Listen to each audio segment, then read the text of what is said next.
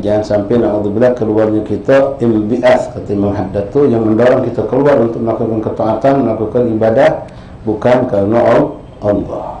Minta dijingak orang, takut kali kalau dah hadir sekali dia dijung aku dah istiqomah. Na'udzubillah min dzalik. Mukhlisin, orang mukhlis itu berbuat karena Allah, meninggalkan sesuatu juga karena Allah. Ketika hujan deras dia nak mentu, tak jadi dia, kenapa?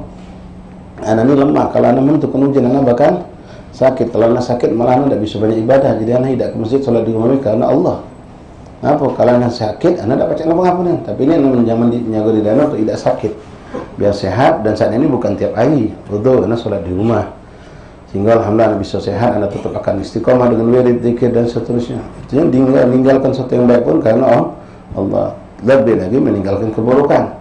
Kita banyak kadang-kadang nasallallahu afiyah, ummahat, akhwat, hadirin, hadirat, saudara-saudaraku, sering mungkin termasuk nasallallahu kami sendiri, kadang-kadang kita tidak bermaksiat, meninggalkan keburukan, tidak melakukan sesuatu yang jelek karena manusia, bukan karena Allah. Ya, kita tidak melakukan sesuatu yang buruk itu bukan karena Allah, tapi karena manusia. Ketika manusia dah tengok, laju.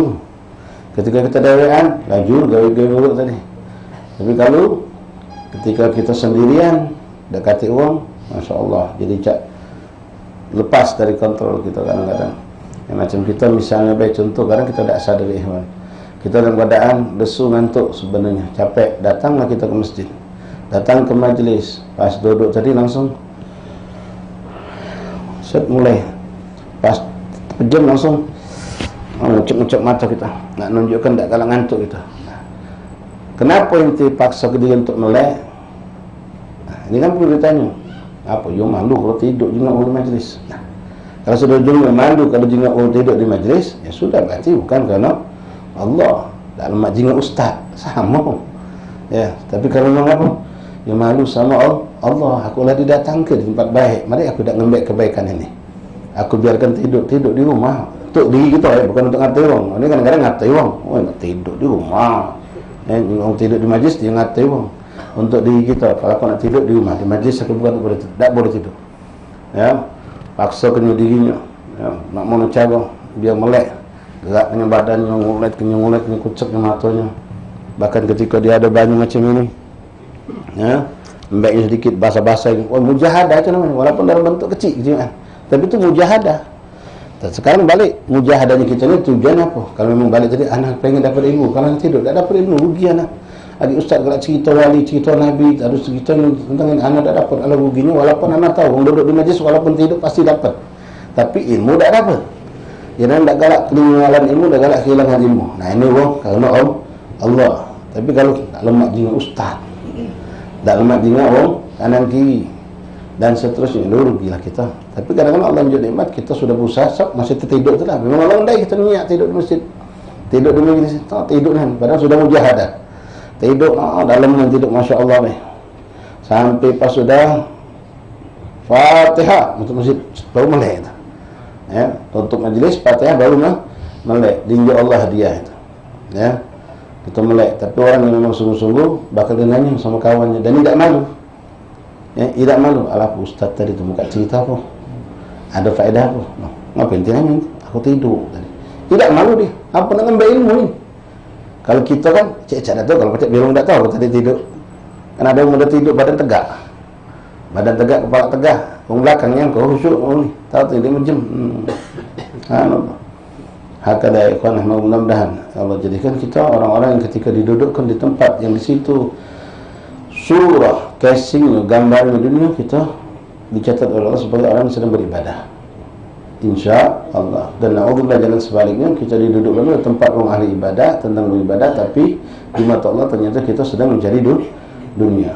Jangan sampai seperti itu. Na'udzubillah min dzalik. Ma'asyiral ahbab hadirin rahiman rahimakumullah. Alhamdulillah. Mudah-mudahan dari majelis-majelis Isra wal Mi'raj ataupun majelis yang lainnya yang mungkin kita akan lebih banyak mendengar nasihat tentang peristiwa kejadian-kejadian Isra Mi'raj, terutama tentang solat. Mari saya nasihatkan diri saya, kita semua, yuk kita jadikan momen Isra Mi'raj ini untuk memperbaiki solat kita.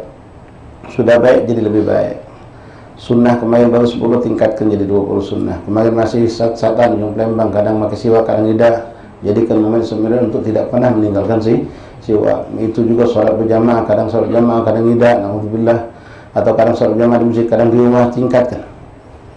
Menunjukkan kalau memang kita dapat berkah dan doa kita minta berkah bulan Rajab itu memang dapat. Terbukti apa?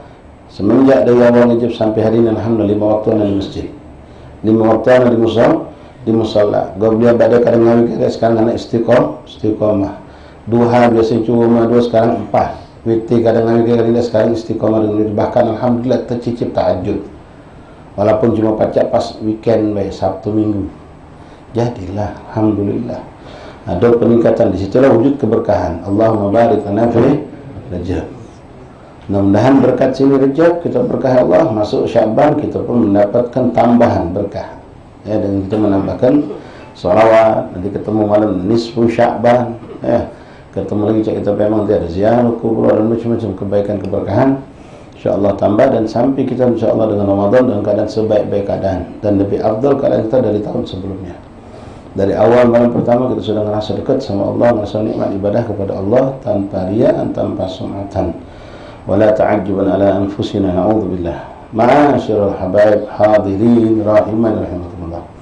Alhamdulillah, alhamdulillah. Kita lanjutkan kembali pembacaan kitab Matla'ul Badrain fi Hububul Walidain yang dikarang oleh Imam Sultan Al-Habib Ahmad bin Hadi Al-Hamid radhiyallahu anhu.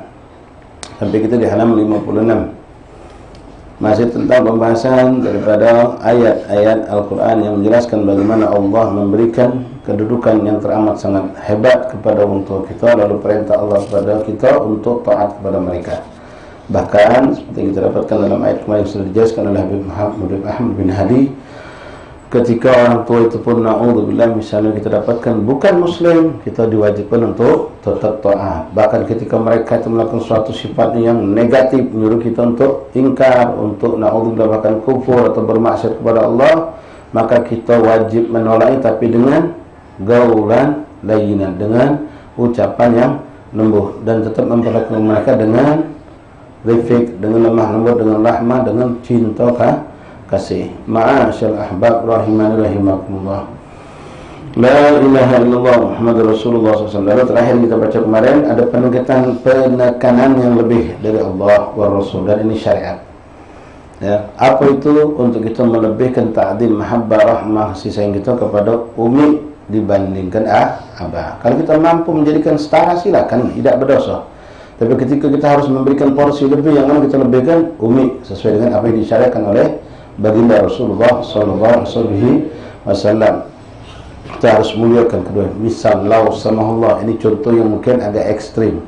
Misalnya bayan sallallahu alaihi wasallam, tidak terjadi pada kita, orang tua kita pisah, posisi kita di tengah, mana kita yang lebih agui, kita jom kedua-duanya, kita muliakan dulu, kita jaga, kita usahakan berkhidmat untuk keduanya. Tapi ketika ada benturan waktu yang mana kita harus memilih salah satu berkhidmat, maka umi kita dulu kan. Sampai ke situ seandainya, lakin insyaallah tidak terjadi pada diri kita. Nah, ma'asyiral ahbab rahimakumullah, tapi jangan salah, ya, seorang istri tetap derajatnya di bawah suami, tetap untuk taat. Misalnya abang nyuruh umi melakukan sesuatu, lalu umi tadi itu tidak nurut, lalu ribut, kita melalui abah sekarang. Kita harus pakai mizan, misalnya timbangan berpikir. Sekarang keributan antara umi dengan abah ini, masalahnya abah dulu sesuatu yang baik kepada umi, tapi umi menyikapi dengan salah, sehingga terjadi keributan. Kita melah siapa nih? Apa kita di situ melah umi? Oh tidak. Kalau pacak jangan melah abah melah umi, walaupun abah dalam posisi benar, kita lurus ke umi. Abah dalam posisi benar, umi kita benarkan, kita luruskan, sadarkan kalau dia salah, dan ingatkan umi harus taat sama abah. Walaupun umi itu lebih diutamakan untuk kami, tapi umi wajib taat, wajib patuh kepada abah.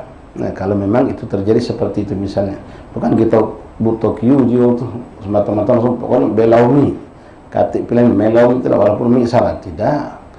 Ya, umi sampai ngancem, kamu mel aku, mel abah kamu, terserah mel abah kamu. Umi posisi salah, ya, jangan langsung belanja mencet mel umi. Ya, ambil posisi tengah, mana cara kita menjadi islah yang mendamaikan antara keduanya. Sekarang jelas umi dalam posisi salah, maka cara kita nyadar umi biar umi tidak menjadi istri yang durhaka. Ya, nah, itu contoh gambaran tadi itu. Ma'asyar ikhwan, jadi ada mizan, ya, ada yang kita pertimbang. Apa landasan pertimbangan itu? Syariat agama Allah. Memang aku wajib taat melebihkan untuk umi, tapi umi ketika dalam posisi ini wajib taat sama abah. Kita luruskan, kita arahkan. La ilaha illallah Muhammadur Rasulullah sallallahu alaihi wasallam. Ma'asyar ahbab rahimakumullah. Mu'allif rahimahullah ta'ala mengatakan kepada kita tentang bagaimana di situ dari ayat firman Allah Subhanahu wa taala, Allah gambarkan, wa in jahadaka ala an tusyrika bima laysa laka bihi tayyib wa wassayna al-insana bi walidayhi ihsanan hamalathu ummuhu kurhan wa wada'anhu kurhan. Sekarang beliau menjelaskan tentang ayat ini. Allah mewasiatkan kepada manusia biwalidayhi, ay memerintahkan kita untuk berbuat baik kepada orang tua kita, ihsanan. Lalu di sini dikhususkan menjelaskan tentang jasa ibu yang perlu kita kenang. Hamalathu ummuh kurhan, umi kita itu ngendong kita dalam perutnya, dalam keadaan susah payah. Wa wada'athu kurhan, dan ketika melahirkan kita juga dalam keadaan lebih susah payah. Bahkan di situ keadaan yang cukup fatal. Berapa banyak seorang ibu mendapatkan ajalnya ketika melahirkan anak dengan kondisi yang lebih parah, lebih berat. Namun di situ Allah, seorang perempuan terangkat derajatnya sangat tinggi di sisi Allah ketika dia mau bersabar melahirkan. Kan sekarang sudah ada berapa banyak orang-orang yang terutama yang naudzubillah, yang keren-keren katanya hidup hebat tuh, tak galak ngerasa sakit yang melahirkan, lebih memilih untuk disesar. Padahal dengan dia sakit melahirkan itu begitu hebat, Allah melebur dosa-dosanya. Sampai seandainya dia wafat, itu langsung dapat kedudukan seperti mujahid fi sabilillah, termasuk orang meninggal fi sabilillah.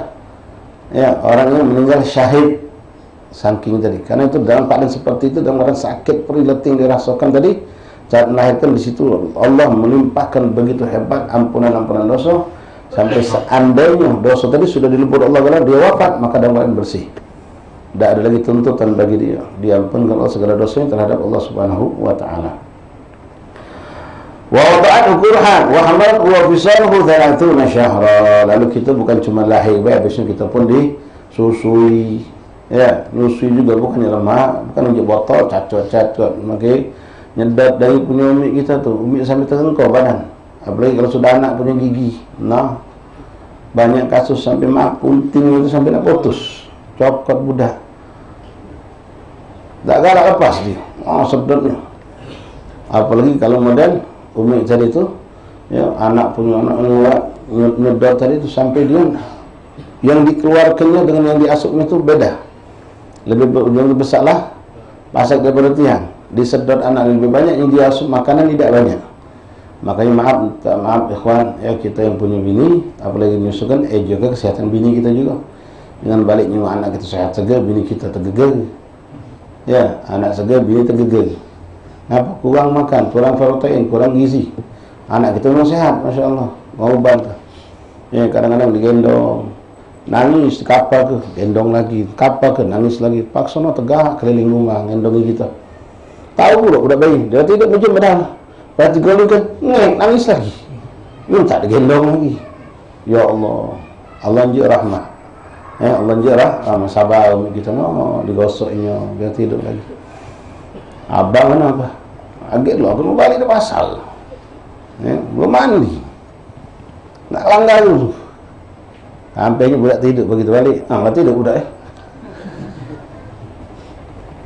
Masya Allah, anak sehat, anak pintar kita melok senang deh. Yang berjuang ibu tadi, masya Allah.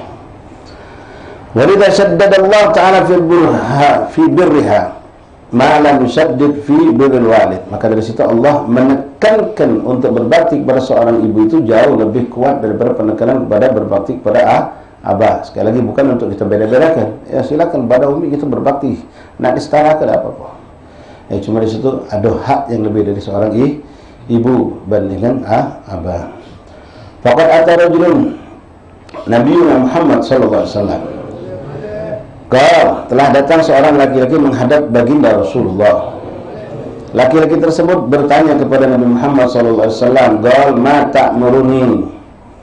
Ya Rasulullah, apa yang kau perintahkan kepadaku? Atau perintahkanlah aku ya Rasulullah dengan sesuatu yang baik yang bisa mendekatkan diriku kepada Allah. Gal, maka Rasul mengatakan birru ummi, birru ummak, berbaktilah kau kepada ibu kau. Nabi kenal ini sosok sahabat ini, dia masih punya umi, maka Nabi SAW mengatakan berbaktilah kau kepada umi kau. Lalu thumma ada, lalu dia setelah itu balik lagi nanya lagi, terus apa lagi ya Rasulullah? Setelah itu apa lagi yang kau perintahkan kepadaku? Maka Nabi kembali mengatakan dengan kalimat yang sama, thumma ada birra ummak, berbaktilah kau sama umi kau. Lalu dia berulang lagi, nanya lagi yang ketiga kali, maka dijawab dengan hal yang sama, birra ummak, thumma ada rabi'ah. Lalu dia kembali bertanya untuk keempat kali, baru Rasulullah mengatakan birra abah, berbaktilah kau kepada abah kau. Setelah 3 kali menyebutkan umi, baru abah. Nah, ini bagaimana kedudukan perempuan luar biasa. Cuma betina ini kadang-kadang fadl menunjuk ini mereka tidak perlu anggap. Tapi kalau urusan waris, protes. Ngapung lanang dilebih ke betina tu? Kami kan adik-adik berlima, Ustaz. Kami lanang betina 3, lanang 2. Ngapa tidak tetap 5? Tetap jadi 7. Kami isi ikut sewang, yang 2 ni 2 ikut sewang. Apa tidak disama ke? Protes ya. Giliran ini dia yang protes.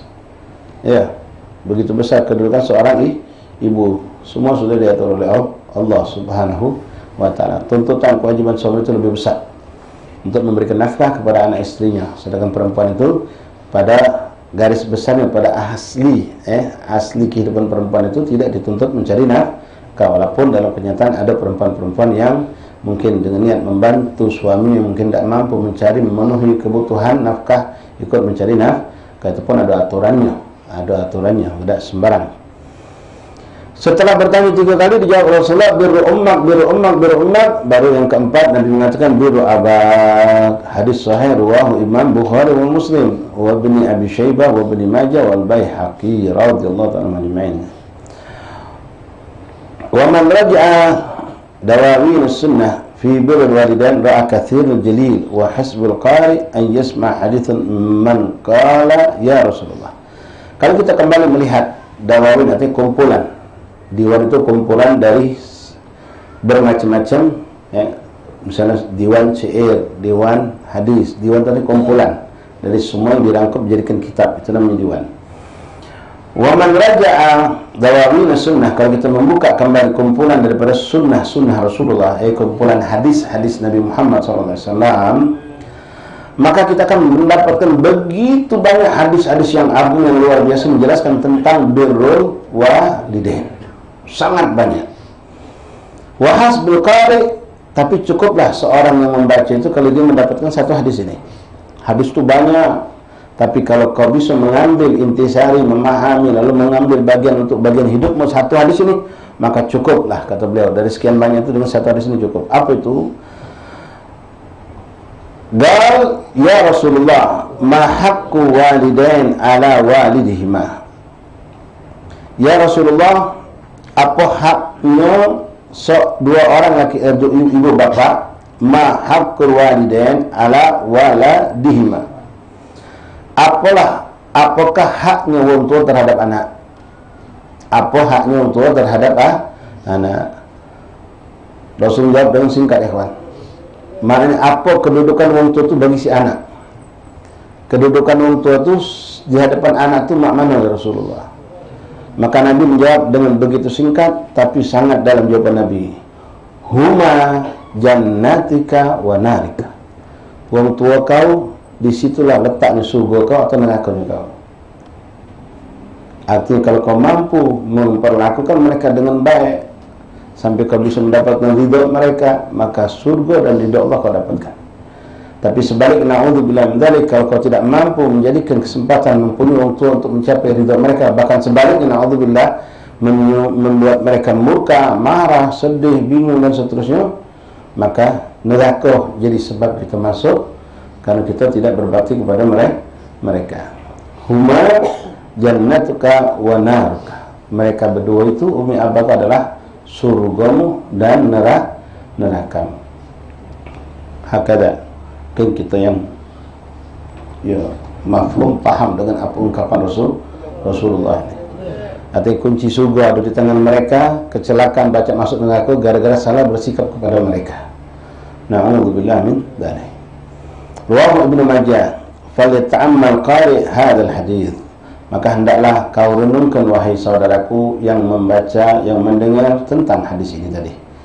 Simpel, singkat, Rasulullah memberikan jawaban di mana letak kedudukan untuk kita terhadap kita.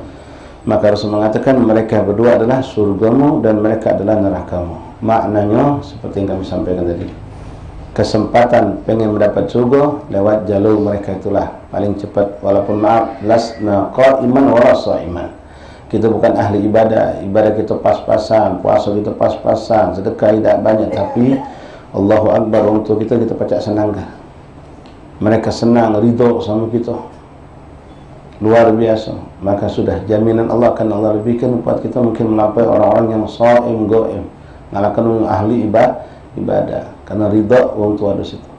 Namun sebaliknya, na'udzubillah min dzalik, kita banyak ibadah tapi untuk kita sakhat, murka dengan kita, maka tidak kita dapatkan ridha Allah wala syukurnya Allah. Tapi sebaliknya, lalu bagaimana kalau orang yang tidak ibadah durhaka pula? Nasallahu, dia ahli ibadah, dia yang baik di mata manusia banyak, seperti kita dengar di soal Al-Qamah. Siapa yang tidak kenal dengan si sosok Al-Qamah? Sha'im, ga'im, mutasaddiq fi sabilillah, wong yang terkenal dengan karunia, puasanya, ibadahnya, qiyamul. Tapi begitu benturannya, na'udzubillah, dia mengecewakan, membuat sedih wong tuanya namanya umminya, maka Allah tidak nilai segala ibadah dia tadi. Bahkan untuk mendapatkan husnul khatimah tidak gampang, kecuali dapat ridha dari umminya tadi itu. Nah, lalu bagaimana nasallallahu alaihi wa sallam dengan orang yang tidak ada bekal akhirat?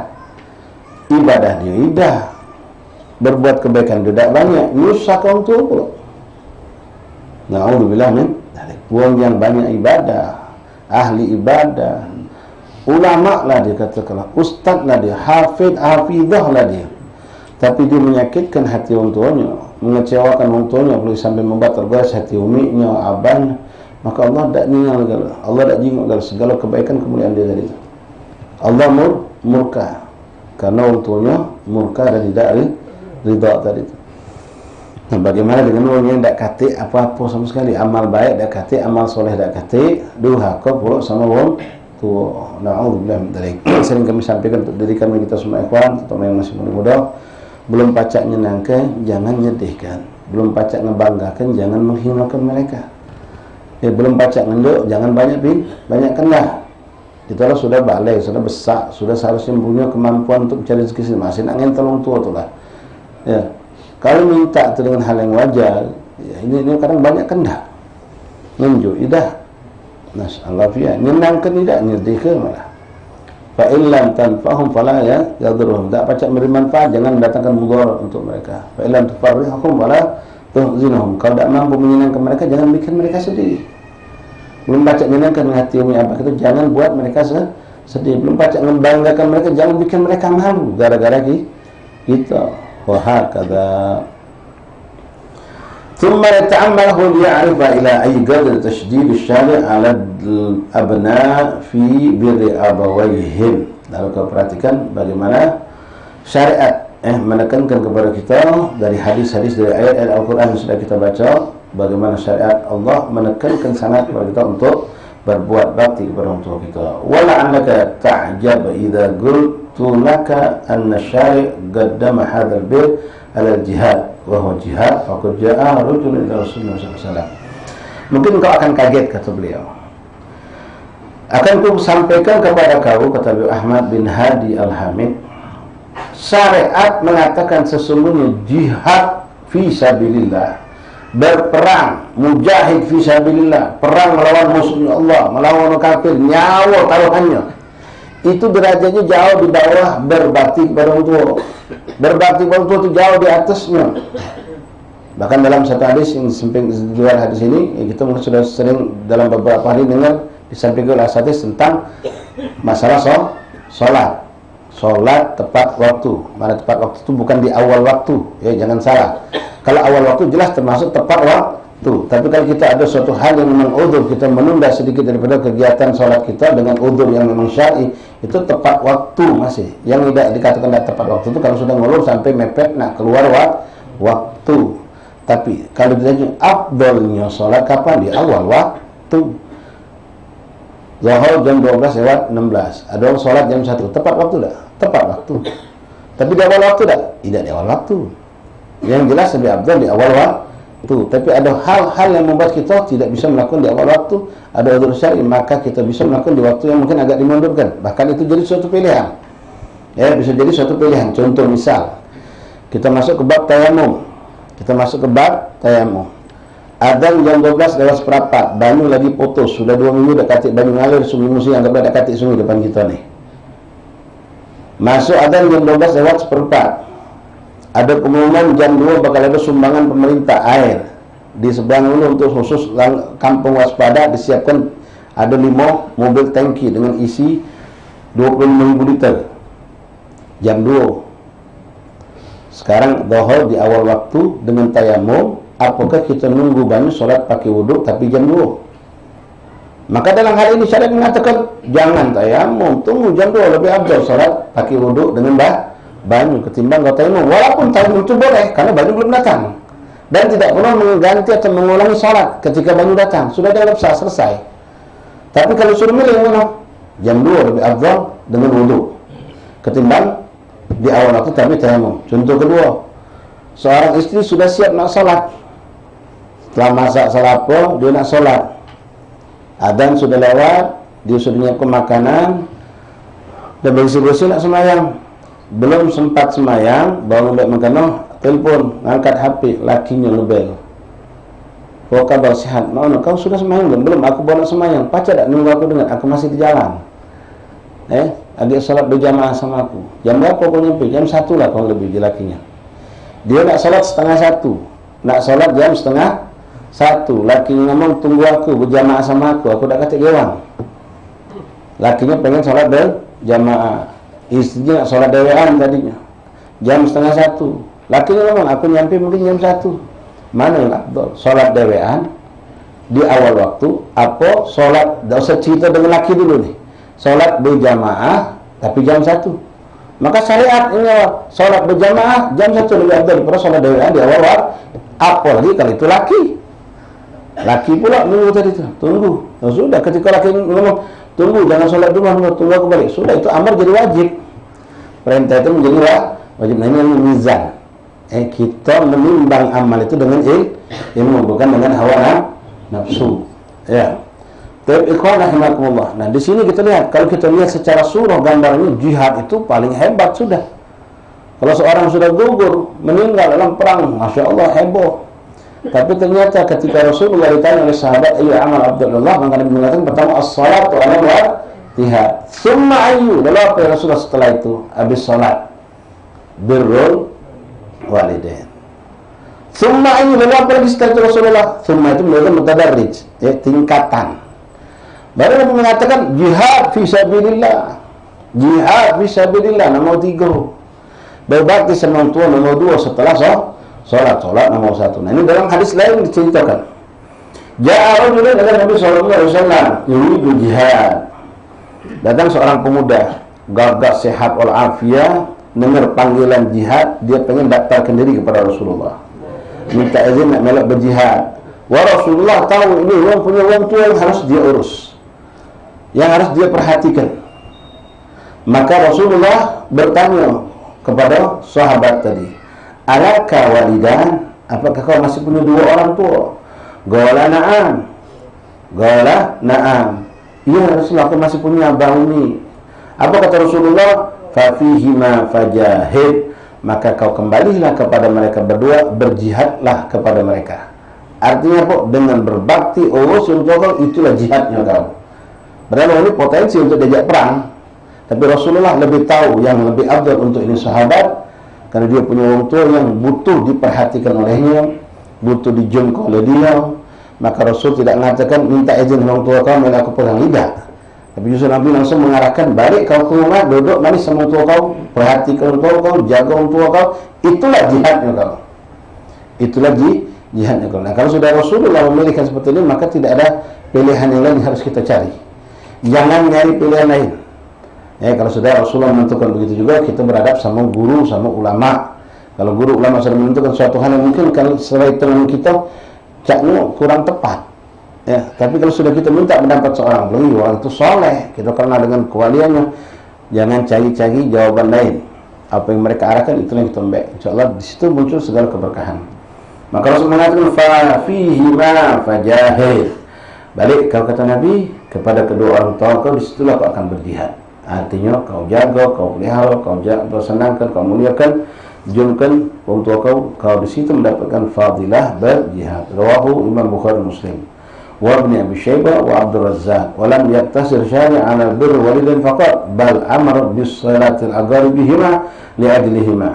Bahkan ikhwanah rahimakumullah, bukan cuma disuruh kita berbakti sama tua baik, tapi bahkan kita disuruh oleh Rasulullah untuk menyambung silaturahmi yang dilakukan tua kita setelah mereka wafat. Kita disuruh nyambung. Dulu abah akrab dengan ami fulan, bapit fulan, kakek fulan, tetangga jiran, maka abah kita meninggal jangan putus, teruskan silaturahmi ini. Teruskan berbuat bakti dulu. Abah galak nunjuk si fulan hadiah, galak nolongi si fulan, kita ada kemampuan, teruskan dari abah kita. Untuk apa? Bentuk berbaktinya kita kepada orang tua kita. Walam yaktasir syari' ala birril walidain faqat bal amara bisilati aqrabihima li ajlihima. Bahkan disuruh kita menyambung silaturahim yang dulu mereka lakukan li ajlihima, untuk mereka. Faqala sallallahu alaihi wasallam man ahabba an yabsuta lahu fi rizqihi wa yas'alahu fi atharihi falyasir rahimah.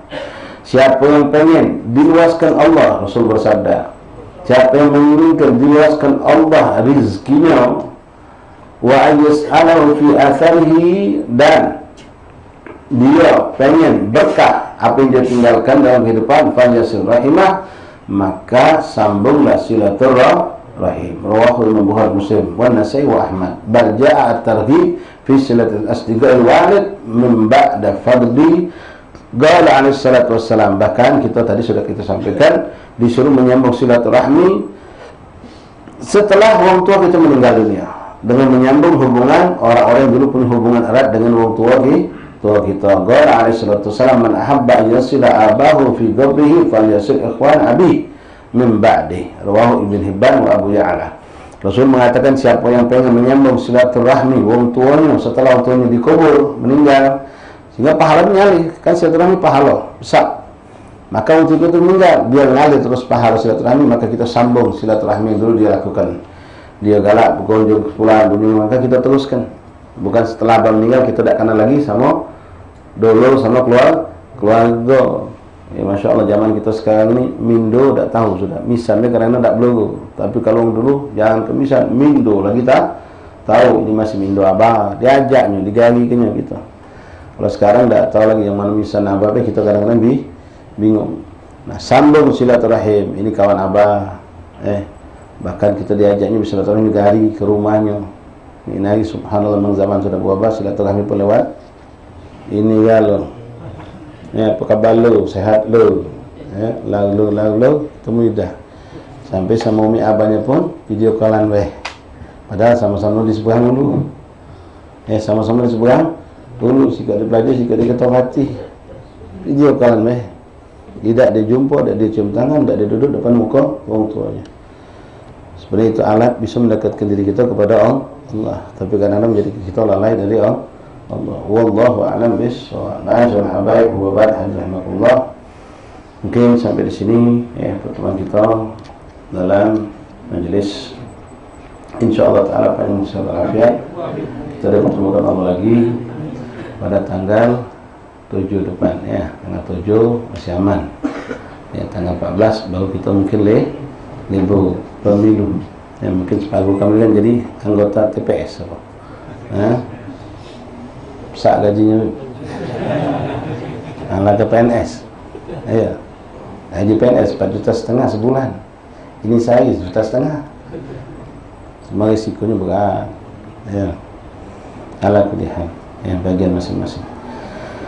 Hakata ikhwanah Allah, mudah-mudahan Allah berikan kita kemampuan untuk berbuat baik pada orang tua kita, baik semasa hidup mereka ataupun setelah wafat mereka, insya Allah Ta'ala Malam ini jatuh ikhwan yang ada kemampuan, insyaallah kita ada majlis zikir ziarah, zikirnya seperti biasa di Masjid Haddad, bacaan Asmaul Husna, Mudhariyah, Munajat dan lain-lain. Insyaallah pada isya kita akan lanjutkan ziarah kita dengan menghidupkan majlis zikra Isra Mi'raj Nabi Muhammad sallallahu alaihi wasallam. Doakan dengan suasana cantik, tidak ada hujan, tidak ada apa, sehingga kita bisa menghidupkan syiar ini dengan lebih maksimal dengan izin Allah Subhanahu wa taala. Kemudian kami mengundang pada ikhwan habaib sekalian juga untuk malam besok, Kamis malam Jumat, peringatan Isra Mi'raj Nabi Muhammad SAW dalam rangkaian yang kita susun bersama rekan asatidz dari Irtibat, Irtibat kumpulan alumni Pondok Pesantren Rubat.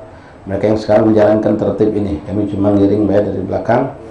Dalam rangkaian tersebut, jadwal malam ketiga insyaallah akan diadakan di Musolah Al-Mubarak, Kampung Kenduruan, Kampung Habib Enceh. Jatuhi ba'da maghrib, Kamis malam Jumat, sama dengan pembacaan i'tibar ulil absar juga insyaallah. Malam Sabtu badal isya di MTRI, Majelis tempat Ustaz Taufik Has Nurin. Maghribnya kita majlis tetap di Habib Ma'lim Nang, maghrib majlis seperti biasa insyaallah. Badal isya Majelis MTRI mengadakan peringatan Isra wal Mi'raj. Lalu malam Ahad jatuh semuanya para habaib ikhwan sekalian, insyaallah kita akan mengadakan zikir ziarah bulanan Kambang Koci, dan juga akan dilaksanakan peringatan Isra wal Mi'raj Nabi Muhammad sallallahu alaihi wasallam. Ba'dal maghrib sama seperti malam ini, baca zikir di Mushola Al-Fakhr. Kemudian selesai isya kita ziarah ke Pangeran Syarif Ali. Setelah singkat ziarah baru kita ke Kambang Koci, dan insyaallah untuk peringatan Isra Mi'raj di Kambang Koci dihadiri oleh guru kita, guru kami semasa kami mondok di Darul Mustafa di Tarim, Habib Ali bin Abu Bakar bin Syekh Abu Bakar bin Salim. Beliau seorang punya pondok tidak jauh dari Darul Mustafa di kota Tarim, yang kebanyakan santri itu memang menanamkan pembibitan santri. Jadi budak kecil-kecil banyak yang ada di pondok beliau itu, dan tidak sedikit dari jamaah kita Palembang menitipkan anak di situ. Dan sampai sekarang masih ada, dan insyaallah beliau mungkin datang hari ini. Habib Soleh itu yang kemarin datang hadir di majlis kita, mungkin keluar pulang ke Jakarta. Besok Kamis Habib Ali masuk. Ya, Masya Allah, yang beruntung setelah Habib Ali nanti ada lagi Dr. Al-Habib Alwi bin Hamid bin Syahab yang bakal datang juga ke Palembang kalau tidak ada halangan. Mudah-mudahan ini bentuk wujud keberkahan yang Allah berikan di tahun Palembang, kedatangan mereka para da'i-da'i dari negeri Hadramut, Yaman, insya Allah Ta'ala. Wallahu a'lam bishawab. Bismillahirrahmanirrahim. Alhamdulillahi Rabbil Alamin. Allahumma salli wa sallim ala Sayyidina Muhammadin wa ala ali Sayyidina Muhammad.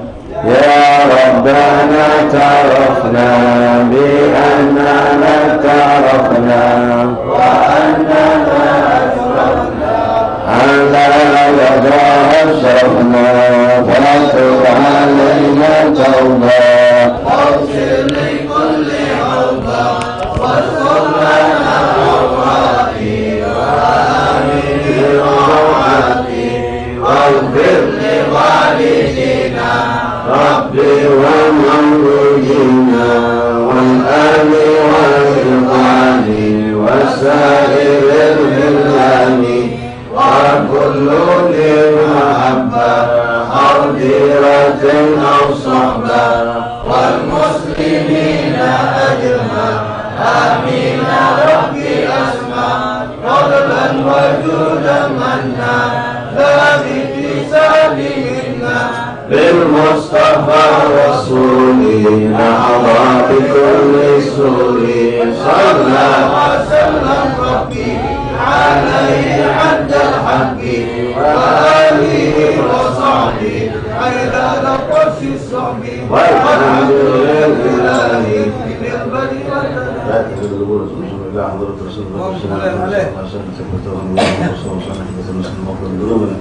يستغفرون ويشكرون ويؤذي حاجة الله والله ثم تقوم الاستقامة ويشكر مرضانا وصحبه الوالدة سؤال ملايين سبحانه كلنا نحصل الشباب المشكوك وعلى الجحام وصلنا العامة وصلنا الجنة وكانت الرجال أنا ولكم المسلمين إلى حضرة النبي الفاتحة بسم الله الرحمن الرحيم Alhamdulillah.